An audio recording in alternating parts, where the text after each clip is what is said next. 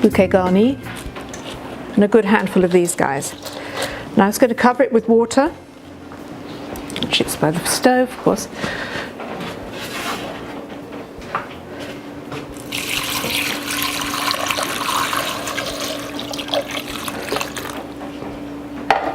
And then put it on to cook for about 25 minutes. Okay? Right, so this is how it turns out looking.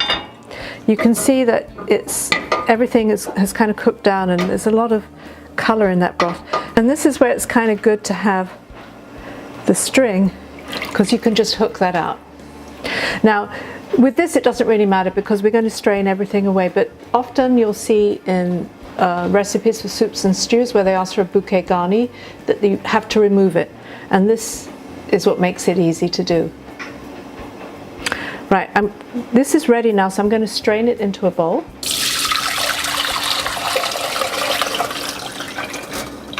There we go, and that's it. And that's the stock, which is going to give extra asparagus flavor to the soup.